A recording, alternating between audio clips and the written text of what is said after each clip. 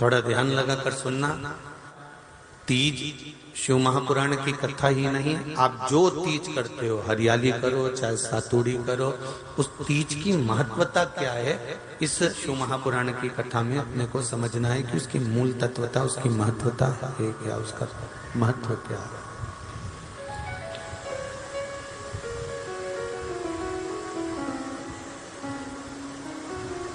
भगवान ब्रह्मा, भगवान विष्णु और भगवान शिव,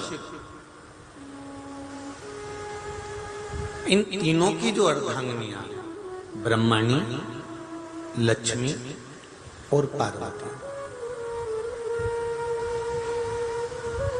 इन तीनों ने तप कर कर, साधना कर कर ब्रह्मदेव को, भगवान विष्णु को और भगवान शंकर को प्राप्त किया। और तीनों ने प्राप्त कर कर तीनों देवताओं से वर मांगा कि वर हमको ऐसा दीजिए कि हमारे तप साधना का फल नारी को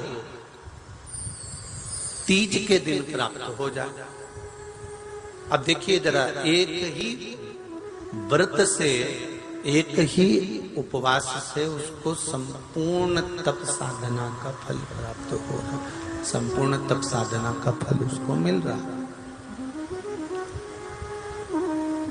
मात्र एक व्रत से।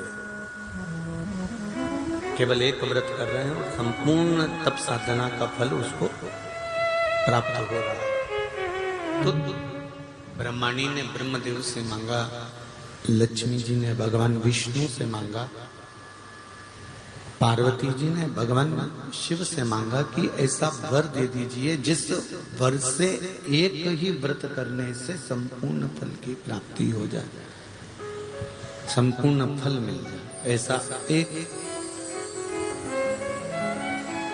व्रत का फल दे दीजिए, मात्र एक व्रत का। अब देखिए, तीज करने वाली माताएं थोड़ा ध्यान से सुनना।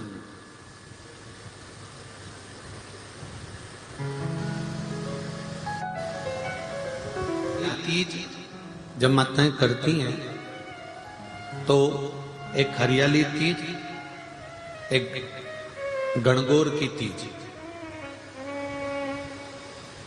ये दो तीज के व्रत ऐसे होते हैं जिसमें जब माताएं करती हैं तो उस समय पर उमा, ब्रह्माणी और लक्ष्मी, इन तीनों की आराधना का फल उसको केवल एक व्रत से प्राप्त हो जाता। अब देखिए दूसरा, सातुड़ी तीज।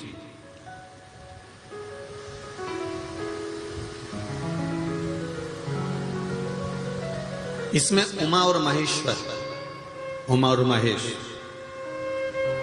ब्रह्माणी और लक्ष्मी, इन चार के व्रत तप का फल एक साथ सातुड़ी तीज के दिन प्राप्त हो जाता। अब एक बात ध्यान से सुनिएगा, सारे व्रत, आपका अगर स्वास्थ्य खराब हो गया तो आप व्रत छोड़ सकते हो। जितने भी व्रत आप लोग कर रहे हैं पूर्व के, सोमवार, मंगलवार, एकादशी, छठ, पंचमी, चतुर्थी, अगर आपका स्वास्थ्य खराब है तो आप उस व्रत को छोड़ सकते हो, सारे व्रत को छोड़ सकते हो। पर तीज का जो व्रत होता है, ये व्रत एक बार लेने के बाद जब प्राण छूटते हैं तभी ये व्रत समाप्त होता है, अन्यथा बीच में ये व्रत समाप्त नहीं।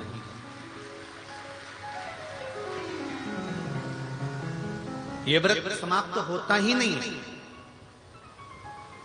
अगर शरीर से नहीं बनता कि अब हमारी अवस्था हो गई, अब शरीर से नहीं बन रहा है, तो भले एक पहर की पूजन कर कर, एक पहर का नियम धारण कर कर, एक पहर का स्मरण कर कर, एक पहर का पूजन व्रत धारण करो, और उसके बाद में भले आप थोड़ा सा जो भी आपको लेना है वो कर लो, पर इस व्रत को करना ही पड़ता है। इस व्रत का नियम ही यही है। सबसे ज्यादा आनंद शंकर जी से पूछा जाए कौन से दिन आता है, तो शिव जी कहेंगे मुझे हर तीज बड़ी पसंद है। शिव जी से पूछा वो क्यों? पार्वती जी ने जो तप करा था, साधना करी थी, उपास करा था, व्रत करा था, पार्वती जी ने ऐसा व्रत करा, ऐसा तप करा, ऐसी साधना करी, उस व्रत से मैं बड़ा प्रसन्न हूं। सबसे ज्यादा प्रसन्न मेरे शंकर तीज के दिन होते, सबसे ज्यादा प्रसन्न। और माताओं से निवेदन रहा है, बार बार कहते हैं, आप अगर तीज का व्रत नहीं भी करते हो तो भी 5-6 वृक्ष की 7 वृक्ष की पत्तियों को तोड़कर तीज के दिन शंकर भगवान को समर्पित कर दो, शंकर जी उस व्रत को स्वीकार कर लेते हैं, इतने प्रसन्न हो जाते हैं मेरे दिल। एक बात दिल से बताना, जितनी सौभाग्यवती माताएं होती हैं ये संक्रांति पर भी 13 चीजें दान करती हैं, 14 चीजें दान करती हैं। बीच में कोई 16 सोमवार का उद्यापन करेंगी तो भी सुहाग की सामग्री देंगी, उद्यापन करेंगी तो भी सुहाग की सामग्री देंगी, कोई कार्य करेंगी तो भी सौभाग्य की सामग्री देंगी। सौभाग्य की सामग्री का दान क्यों किया जाए? सौभाग्य सूचक वस्तुओं का दान क्यों किया जाए? सौभाग्य की वस्तुएं क्यों प्रदान करी जाती है, क्यों दी जाती है? उसका कारण क्या है?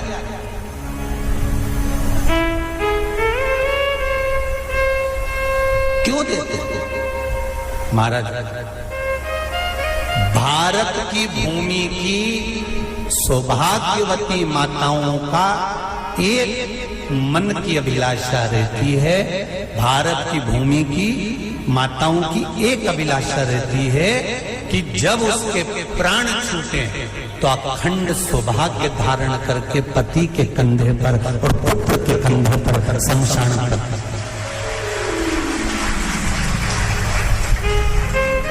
ये भारत की भूमि की माताओं की सोच है, उनके मन का संकल्प, उनके मन का भाव।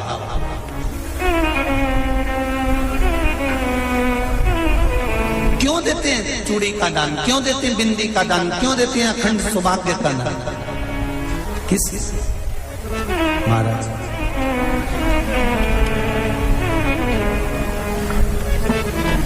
मेरे हाथों में भर भर के चूड़ी रहे, मेरे हाथों में भर भर के चूड़ी, और मैया कोई कामना मेरे मस्तक पे चमकती चूनर रहे, मेरे मस्तक पे चमकती चूनर रहे, और मैया कोई कामना मेरी मांगों में भर भर के सिंदूर रहे, मेरी मांगों में भर भर के सिंदूर रहे, और मैया कोई कामना नहीं, मेरे पाँव में बिछुड़ी का जोड़ा रहे, एक बिछुड़ी नहीं, कितनी? 2, 3, 4, 5, एक एक पाँव में जोड़े से बिछुड़ी होना चाहिए, केवल एक नहीं, सिंगल नहीं। वो तो आजकल का फैशन हो गया महाराज, जो केवल एक बिछुड़ी धारण कर लो उसी में फैशन दिखे। महापुराण की कथा कहती है, जब बेटी को विदा करा जाता है और पहली बार बेटी के पांव में जब बिछुड़ी डाली जाती है तो वो बिछुड़ी भी अलग अलग नहीं होती, उस बिछुड़ी के जोड़ को चेन से एक दूसरे से बंधा हुआ होता। बोलो सही है कि गलत है? जितने आस्था चैनल पर कथा सुन रहे हैं, जितने फेसबुक पर सुन रहे हैं, यूट्यूब पर सुन रहे हैं, सुन लेना कि मेरे भारत की माताओं का जब पाणी ग्रहण संस्कार किसी बेटी का होता है, उसके पांव में जब पहली बार बिछुड़ा पिनाया जाता है, बिछुड़ी पिनाई जाती है, तो वो बिछुड़ी भी एक दूसरे से बंधी हुई होती है, चेन से बंधी हुई होती है। उसको अलग अलग वाली बिछुड़ी शादी के मंडप में नहीं पिनाई जाती। क्यों? जैसे ये बिछुड़ी एक दूसरे से पांव में बंधी हुई है, तुम्हारी जिंदगी अंतिम श्वास तक ऐसी ही बंधी है। यही बनना चाहिए। वो तो अब माताओं ने थोड़ा सा फैशन चेंज कर दिया, अब पाँव में ज्यादा बिछुड़ी नहीं करती, गड़ती है, चुभती है, एक बिछुड़ी धारण है। महाराज पर नहीं, बिछुड़ी भी दो हो, जोड़े से। हमारी माताएं, भारत की भूमि की जो माताएं हैं, ये चूड़ी भी हाथ में पहनती है तो जोड़े से पहनती है। बोलो जैसा सही है कि गलत है? एक अकेली चूड़ी माताएं हाथ में धारण नहीं करती हैं। अगर भारत की भूमि की संस्कारित माताएं हैं और भारत की भूमि की सभ्यता और संस्कृति को जानती है तो अकेली चूड़ी नहीं, जोड़े की चूड़ी पहनेगी, 2 चूड़ा डालेगी, 4 डालेगी, 12 डालेगी, पर सिंगल नहीं, अकेले। शिव महापुराण की कथा ये कहती है कि पार्वती जी ने और गंगा जी ने ये चतुर्मास में जितना सौभाग्य का दान दिया है, उनके बराबर दुनिया का कोई व्यक्ति इतना सौभाग्य का दान नहीं दे सकता जो माता गंगा और पार्वती दोनों दान दे रहे हैं।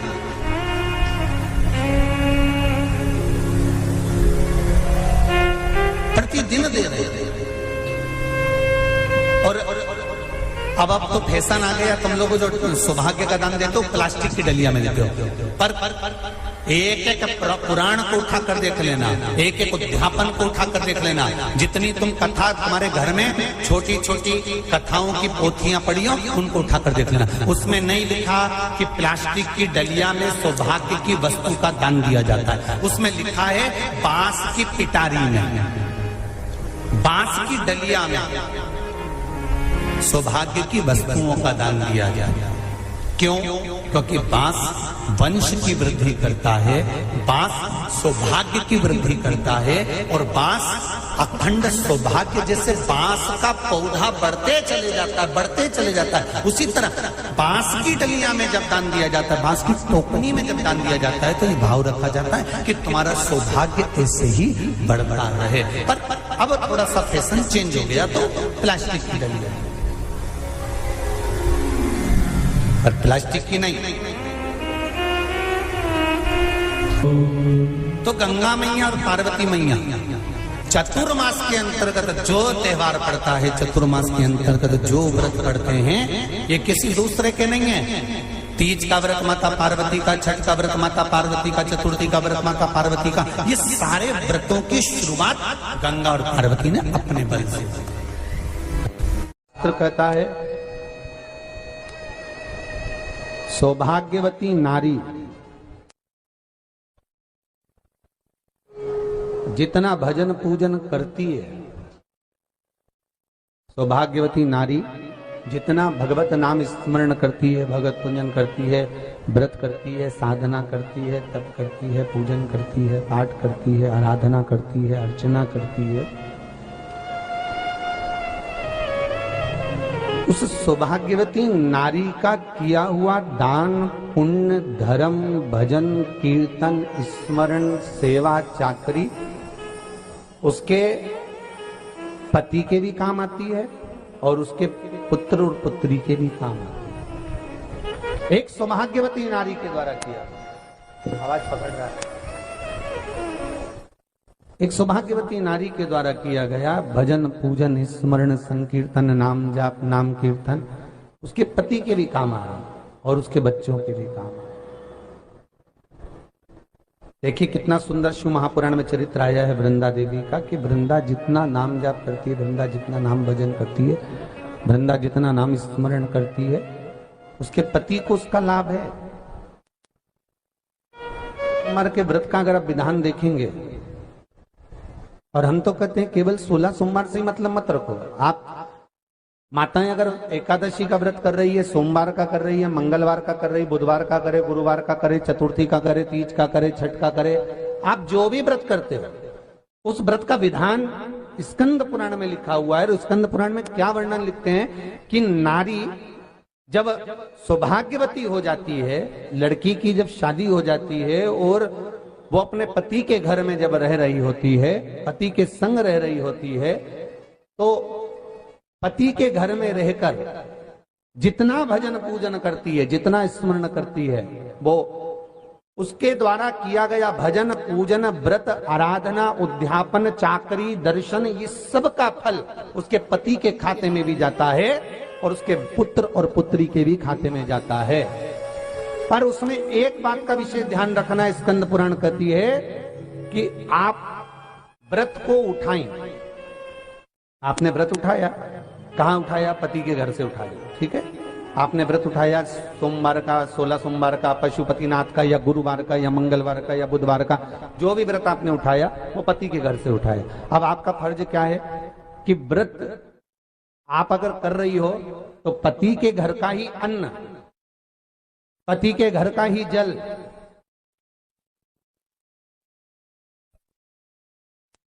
पति के घर का ही सुख आनंद, पति के घर का ही सुख आनंद महाराज हमको प्राप्त हो।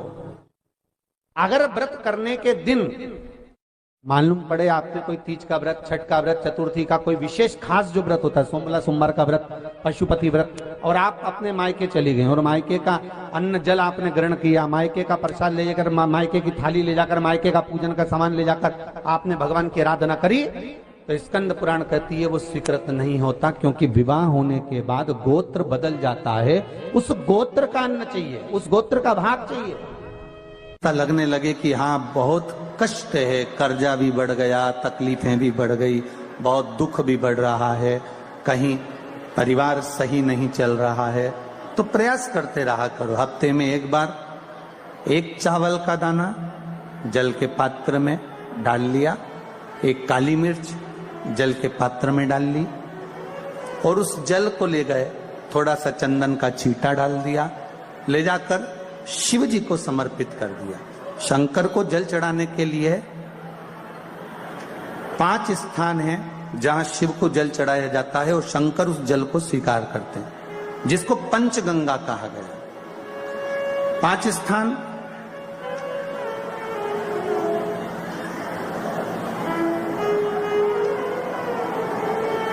अच्छे से समझ लीजिएगा, जब भी शिव मंदिर में जाएं तो ये 5 स्थान शिव को जल चढ़ाने के लिए जे रखा है। शिवलिंग,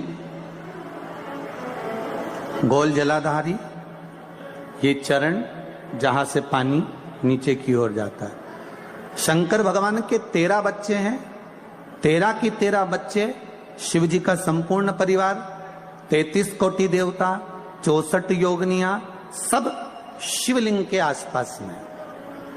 आप शंकर जी के मंदिर में जाकर ये कभी ना विचार करना कि पार्वती जी को ढूंढना पड़ेगा, या गणेश जी को ढूंढना पड़ेगा, या कार्तिकेय जी को ढूंढना पड़ेगा, या भैरव को ढूंढना पड़ेगा। हमें शंकर के मंदिर में जाकर किसी देवता को ढूंढने की जरूरत नहीं है। जहां शंकर भगवान का शिवलिंग रखा हुआ है वो माता जी का हस्तकमल है, माता पार्वती जी का स्थान है। जहां शिवलिंग रखा है वो शंकर भगवान है। जहां जलाधारी है उस जलाधारी के पास में जहां पानी बहता है बीच में अशोक सुंदरी का स्थान है। जहां से पानी बह रहा है उसका राइट भाग, वहां गणेश जी का स्थान है, लेफ्ट भाग कार्तिकेय जी का स्थान है। शंकर भगवान के ऊपर जो जल गिर रहा है वो शंकर भगवान की 5 लड़कियां, जया, विषहरा, शामली बारी, दौतली, देव, ये शंकर जी की 5 बेटियां ऊपर हैं। जहां से पानी बहकर उस निकासी से, जहां नाली बनी रहती है, पानी जहां से निकलकर बाहर मंदिर के जा रहा है वो 33 कोटि देवताओं का स्थान है। इसलिए सारे मंदिरों की परिक्रमा हो सकती है पर शंकर जी के मंदिर की परिक्रमा नहीं करते, क्योंकि वो जल जो जा रहा है वो 33 कोटि देवताओं का स्थान है, उसको हम लांघ नहीं सकते। वो स्थान जल चढ़ाते समय आप इसका स्मरण रखें। पानी का जब पात्र लेकर जाते हैं मंदिर के अंदर, सबसे पहले शिव जी का जो जलाधारी है उसमें राइट भाग पर अपनी मनोकामना कर कर जल चढ़ाएं, फिर लेफ्ट भाग में चढ़ाएं रोग मुक्ति के लिए, अशोक सुंदरी की जगह पर चढ़ाएं, ये 3रा स्थान। 4था स्थान माता पार्वती जी का जो कटी भाग है जहां पर शिवलिंग रखा हुआ है उस भाग पर जल चढ़ाएं, 4था भाग। 5वां भाग शंकर जी के ऊपर चढ़ाएं। ये 5 जगह पर जल क्रमवाइज चढ़ाएं। आप लोग जाते हो डायरेक्ट जाकर शंकर जी पे जल उंडेल करा जाते हो, सीधे गए और शिव जी पे जाकर आपने जल चढ़ा दिया। हमारे यहां